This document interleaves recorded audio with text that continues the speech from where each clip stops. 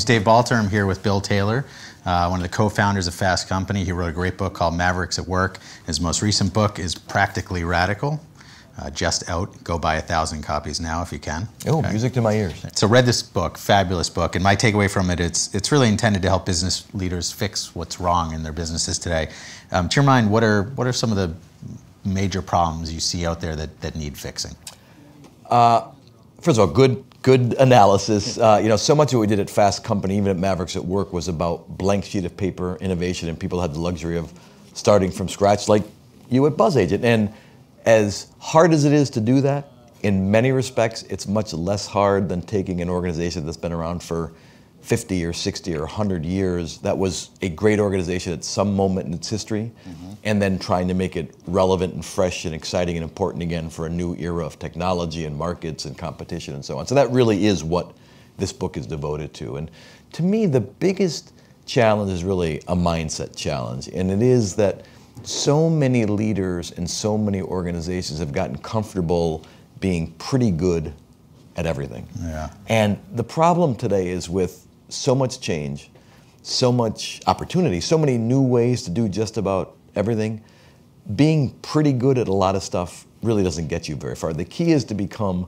the most of something in your field. That may mean the most exclusive, it may mean the most simple, it may mean the most expensive, it may mean the most affordable, whatever it is.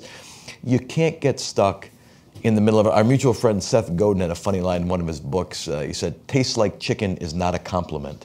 And I think most big organizations today kind of taste like chicken. They're sort of indistinguishable from one another. And so that's, I think, where all innovation has to start. Throughout the book, you profile all these great leaders who are helping transform their businesses through this. Are you seeing this issue as you need the right leaders and the right businesses who can sort of change the culture to be about the most? Or are you seeing sort of, the everyday middle manager, up and comer has the ability to do this for their organization?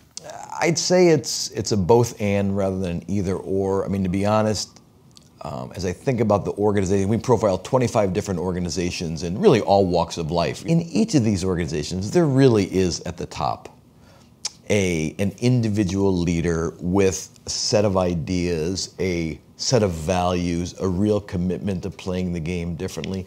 That said, they understand that over the long term, this stuff only works if deep in the ranks at every level. But you kind of can't have one without the other. Right. And so it is a both and proposition. But to me, the key mindset for these individual leaders is to say, just because I'm the change agent in chief and the person in charge, that doesn't mean I'm capable of solving every problem we have, identifying every opportunity we need to identify. It's no longer I'm the smartest person in the room. It's how do I lead in a world where nobody alone is as smart as everybody together? So even though they're very charismatic and decisive as leaders, they understand the real game is building an everyday commitment to innovation deep in the ranks.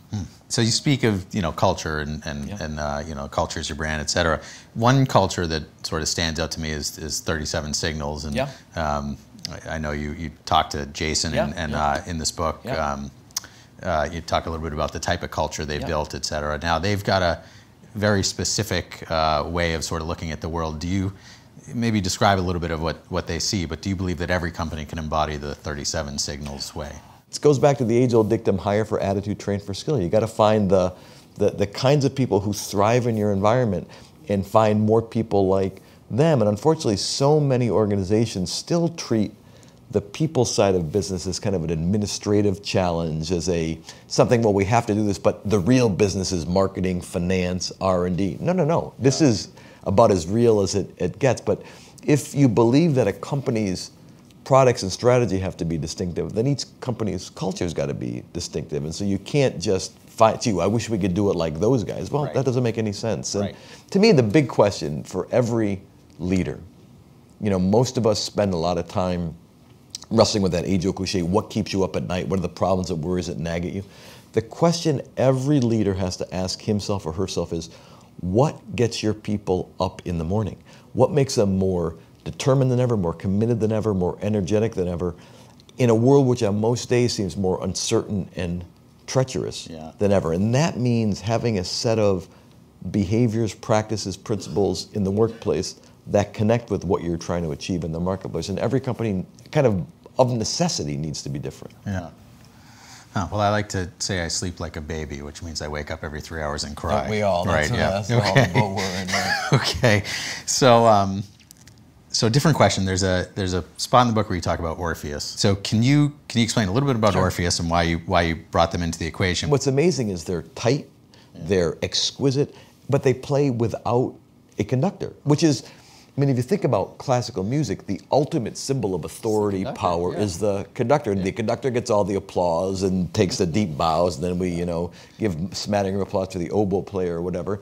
And what Orpheus has demonstrated now going on 30 plus years is that you can have an organization take collective responsibility for a really intricate piece of music.